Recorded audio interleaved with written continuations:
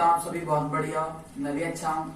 तो गाइस आपको याद होगा लास्ट वीडियो में हमने साइंस के बहुत ज्यादा टॉपिक का ज्यादा नहीं करे, वैसे 5 से 4 तक तो कर ही लिए होंगे, पर अच्छे से समझ में आ रहा हूँ। उम्मीद करता हूँ आपको अच्छे से समझ में आ रहा होगा।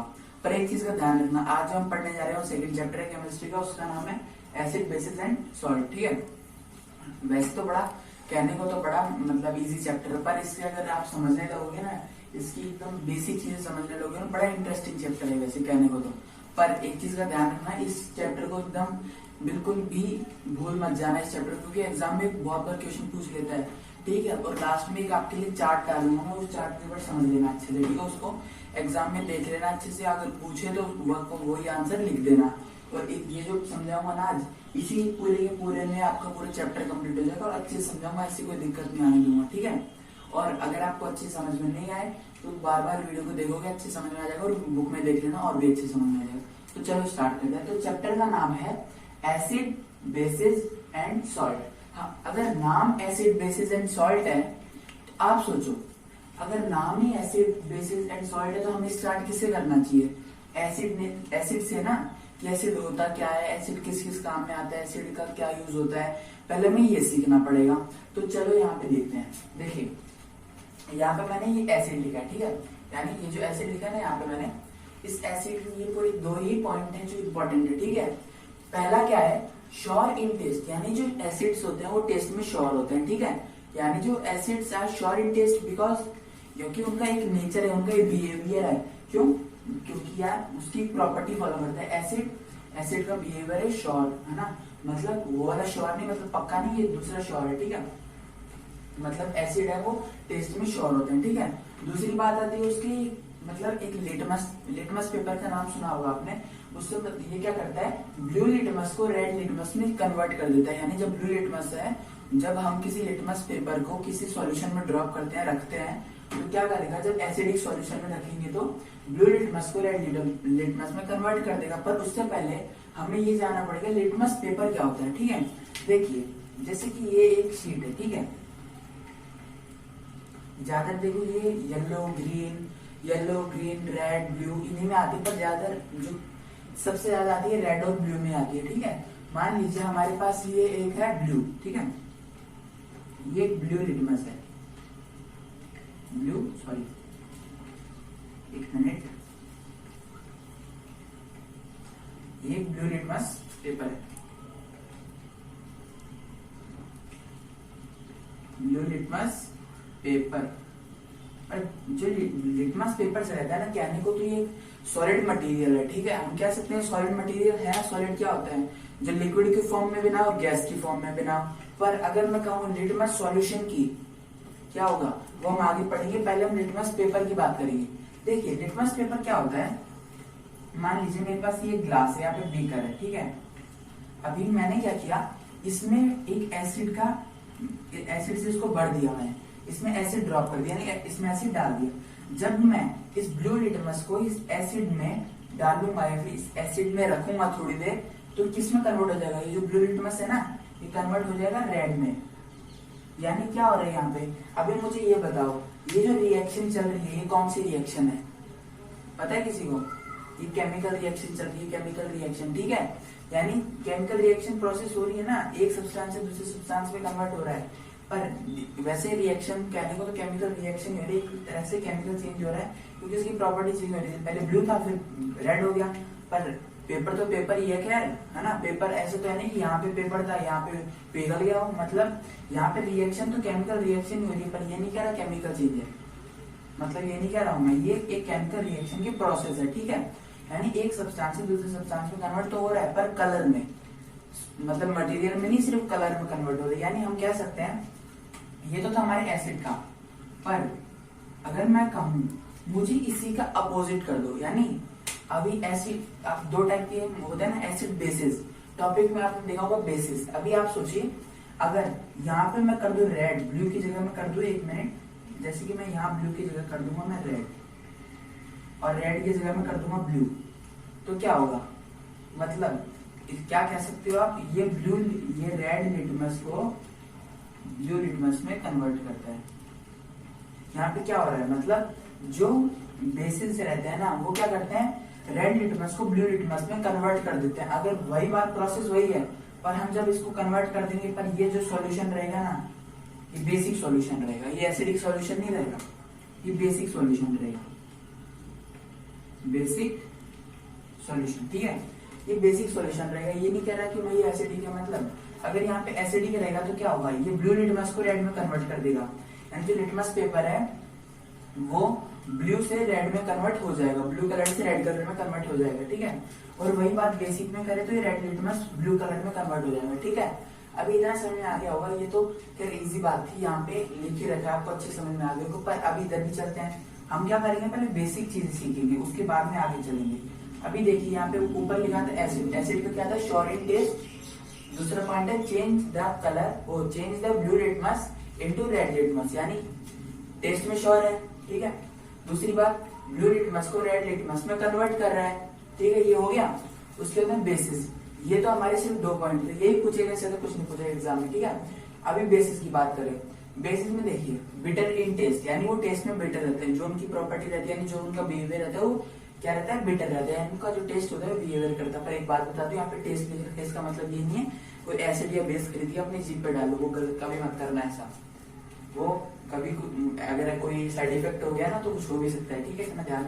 पर एक चीज बता दूं, आप दिन में अगर आप कभी वेजिटेबल्स वगैरह खाते हैं, जिनको वेजिटेबल्स या टोमेटो वगैरह का शौक है, वो ध्यान रखना, वो भी एसिड खाते हैं। उनकी जो चार्ट है ना वो लास्ट में दिखाऊंगा मैं आपको। ठीक है, क्लास में समझाऊंगा। देखना बिटर इन टेस्ट, मैं ये नहीं बोल रहा वो एसिड नहीं खाते, वो बेस नहीं खाते, आप खाते हो, ये बात नहीं है। पर ये तो एक मिलावट का एसिड हो गया, यानी मिलावट का हो गया ये जो भी है। पर जब प्योर को कभी मत चख भी लेना, मतलब अगर आपने उसको ड्रॉप भी कर लिया अपने टंग पे तो सोच लेना बहुत बुरा हाल हो जाएगा। दूसरा पॉइंट क्या है, यानी अभी देखिए हर चीज यहाँ पे उल्टी हो रही है ना, यहाँ पे श्योर था, यहाँ पे बिटर है, यानी एसिड में जो टेस्ट होता है वो श्योर होता है, बेसिस में जो टेस्ट होता है बिटर इन टेस्ट है ना। दूसरा पॉइंट है change the blue litmus into red, पर यहाँ पे क्या हो रहा है, change the red litmus into blue, यानी यहाँ पे ब्लू लिटमस रेड में कन्वर्ट हो रहा है और रेड लिटमस ब्लू में कन्वर्ट हो रहा है। ये था एसिड एंड बेसिस, यही बात नहीं है कोई। तो देखिए अभी एसिड और बेसिस तो ठीक था, इतना हमने समझ लिया है ना। ये जो एसिड और बेस इतना ही आपको याद करना है, इसको याद कर लेना, बड़ा इजी तरीके से समझाया, लिख भी दिया है आगे। पर लास्ट वीडियो में हमने क्या किया था, एक तरह से 1 वर्ड टाइप में समझा, तो आज भी हम 1 वर्ड टाइप में समझे क्योंकि उसमें थोड़ा अच्छे समझ में आता है। दूसरा क्या है हमारा पॉइंट, इंडक्टर्स। अभी सोचिए, मैंने वही फॉर्मेशन वापस करता हूँ, वही प्रोसेस। ये एक बीकर है, ठीक है, मैंने इसमें एसिड डाल दिया और इधर भी एक बीकर ले लिया मैंने, है ना। तो इसमें मैंने बेस डाल दिया, यानी एक बेसिक का सॉल्यूशन डाल दिया। सोचिए, मुझे ये नहीं पता कि ये एक एसिड है या ये एक बेसिक है, मुझे कुछ भी नहीं पता, मैं भूल चुका हूँ। तो मैं कैसे पता करूंगा कि ये एक एसिड है, ये बेस है? इंडक्टर्स के थ्रू, यानी हम उसको इंडक्टर्स के थ्रू पता कर सकते हैं। लिटमस सॉल्यूशन भी हमारी हेल्प करता है, ऐसी बात नहीं है। लिटमस सॉल्यूशन का अगर हमें ये याद रहेगा ना कि अगर ये ब्लू लिटमस को रेड लिटमस में कन्वर्ट करता है तो हम इसका भी पता लगा सकते हैं, पर हम उसको इंडक्टर्स भी कह सकते हैं। इतना समझ में आ गया। ये इंडक्टर्स, हमारा सिर्फ इंडक्टर इतना ही है, इसमें आपको ज्यादा चैप्टर में कुछ समझने की बात नहीं, पर इतना समझा रहा हूँ इसमें क्योंकि क्वेश्चन बहुत बार पूछ लेता है, क्योंकि ये बेसिक चैप्टर है। अभी देखिए, अगर मैं यहाँ पे अगर इंडक्टर यूज करूंगा या लिटमस पेपर यूज करूंगा तो हम क्या पता लगा सकते हैं कि ये एसिडिक है या बेसिक है? लगा सकते हैं ना, ऑफ कोर्स, व्हाई नॉट। क्योंकि जो लिटमस पेपर जो रहता है ना, ये लिटमस सॉल्यूशन आता है, वो आपको आगे जो अगला पॉइंट है उसमें भी आपको अच्छे समझा दूंगा। जो लिटमस पेपर आता है ना, लिटमस पेपर अलग आता है, लिटमस सॉल्यूशन अलग आता है। लिटमस सॉल्यूशन आप घर पे भी बना सकते हो, पर पेपर ज्यादा आपको बाहर से खरीदना पड़ता है, ठीक है, एक तरह से, ठीक है। अगर आप इसमें ड्रॉप करोगे, जैसे कि रेड लिटमस और ब्लू लिटमस, अगर आपने यहाँ पे ब्लू लिटमस ड्रॉप करोगे तो क्या होगा, ब्लू लिटमस अगर आप इसमें डालोगे तो अगर ये ब्लू को रेड में कन्वर्ट करेगा तो आप क्या कह सकते हो, क्या यहाँ पे एसिडिक है? अगर नहीं करेगा तो एसिड है, यानी न्यूट्रल, यानी यहाँ पे एसिड है। अगर मान लीजिए ब्लू को रेड में कन्वर्ट नहीं कर रहा है ना, तो समझ जाना ये एसिड है। और अगर यहीं पे मैं करूं, एक मिनट, अगर पहले हम सीधे तरीके समझते हैं फिर उल्टे तरीके समझेंगे। अभी देखिए, मैंने क्या किया, रेड लिटमस पेपर लिया, मैंने इसमें ड्रॉप किया, तो क्या होगा, वो रेड लिटमस ब्लू लिटमस में कन्वर्ट हो गया, तो क्या होगा, मतलब कि एसिडिक नेचर है। और अगर नहीं हुआ तो क्या कह सकते हैं हमें तो चलो, हमने किसी और को पता है कि ये एसिडिक है, लिटमस पेपर ने जो बताया वो भी एसिडिक बताया, अगर मैं कहूँ आपको, अगर ये न्यूट्रल होता तो क्या होता, न्यूट्रल होता तो क्या होता, मतलब जो रेड लिटमस ब्लू में कन्वर्ट होता है ना, वो कुछ भी नहीं होता, उसमें रेड का ब्लू ही रहता, कभी कन्वर्ट नहीं होता, ठीक है, वो न्यूट्रल सॉल्यूशन रहते हैं। अगर बेसिस की बात करी जाए, अगर मैं ब्लू लिटमस डालूं, इसमें ब्लू लिटमस डालूं तो क्या होगा, ब्लू को रेड में कन्वर्ट कर दिया तो मतलब ये बेस है। यही याद रखना, ये जो ये लिख रखा है ना मैंने, ये रेड लिटमस इंटू ब्लू और ब्लू लिटमस इंटू रेड, ये याद कर लोगे ना आप, इंडक्टर भी समझ जाओगे अच्छे से। इतना समझ में आ गया? अभी सोचिए, आपको एक अच्छा से एग्जांपल देता हूँ। अगला पॉइंट जो है हमारा क्या है, लिटमस सॉल्यूशन। कभी आप सोचिए, आप कभी किसी पार्टी में गए या कहीं भी आप खाना खाने गए, कहीं भी आप पार्टी में कहीं पे भी गए, एंगेजमेंट में कहीं पे भी गए, आप सोचिए आप खाना खा रहे हो, है ना, तो खाना खाए, एक जो सब्जी थी आप उसकी एक ड्रॉप आपके टी शर्ट पे ड्रॉप हो गया, गिर गई वहां पे, तो आप क्या करोगे, पहले घर जाओगे, उसको जो पाउडर रहता है उससे रब करोगे, अच्छे साफ करोगे, तो क्या हुआ, मतलब उसका जो कलर है वो चेंज हो जाएगा थोड़ा, येलो से, अगर येलो ज्यादा, तेल का कलर येलो ही रहता है ना, ऑयल का जो वेजिटेबल ऑयल रहता है वो येलो ही तो होता है, वो क्या करेगा, पिंक में इनमें कन्वर्ट हो जाएगा, पिंक या डार्क, पिंक या लाइट ऑरेंज में इनमें कन्वर्ट हो जाएगा। अगर हम वही क्या करेंगे, अगर हम थोड़ी सी टर्मरिक यानी हल्दी लेके पानी में मिक्स करेंगे ना और उसको वहां पे रब करेंगे तो कन्वर्ट हो जाएगा, यानी हमने एक लिटमस सॉल्यूशन बना लिया घर पे ही।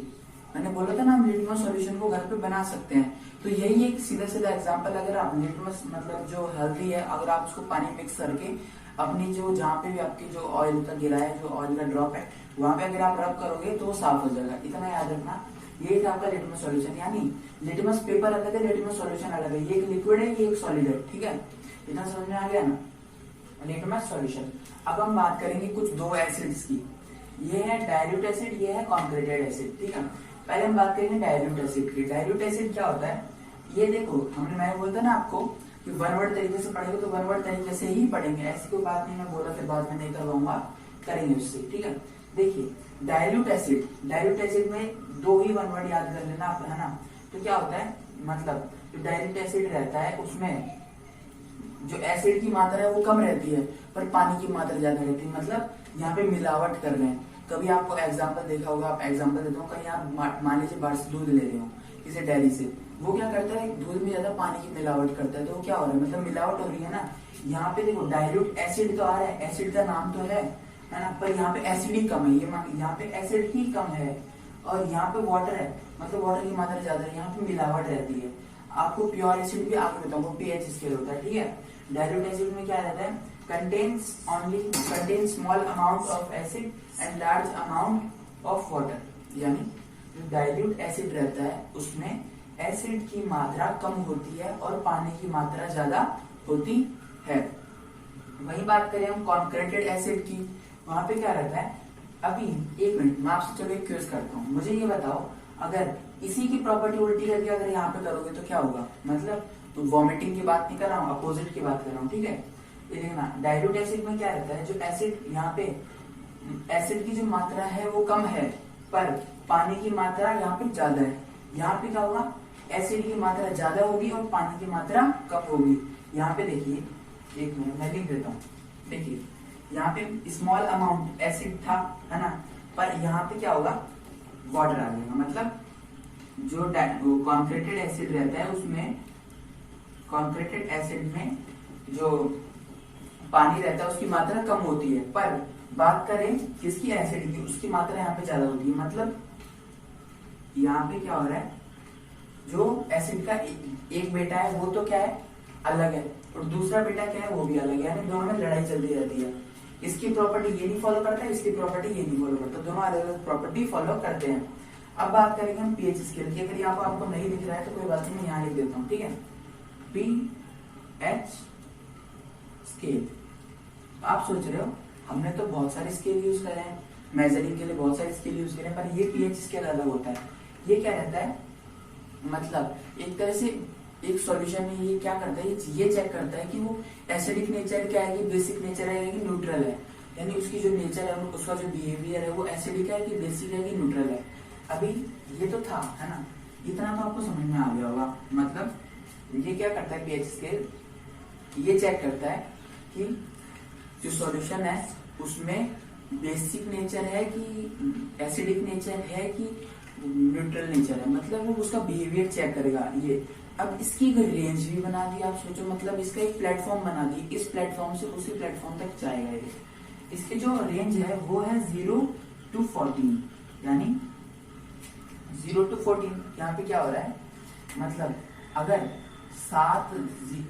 0 to 7, अगर 0 to 7 से लेस है ना, यानी 7 से कम है, तो यहाँ पे मान लीजिए एसिड है, ठीक है, यहाँ पे मतलब एसिड है, यानी जो 0 से 7 से लेस होते हैं ना वो रहते हैं एसिड। पर मुझे ये बताइए, ये तो एसिड जो रहते हैं ना 7 से 1 तक तो एकदम रहते हैं क्या, मिलावट वाले एसिड, मतलब जो 7 से 1 to 7 या 7 to 1 जितने भी बीच में एसिड्स आते हैं वो सारे मिलावट के एसिड आते हैं।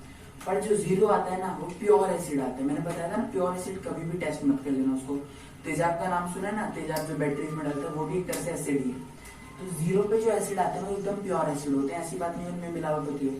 0 पे एसिड एकदम प्योर हो जाते हैं, 1 to 7 मिलावट वाले एसिड होते हैं। अगर मैं पूछूं 7 से 14 की रेंज में जितने भी नंबर्स आ रहे हैं, जितने भी बेसिस आ रहे हैं, वो क्या कह सकते हैं, यानी 7 से 14 में जितने भी नंबर्स आ रहे हैं वो है क्या, बेसिस।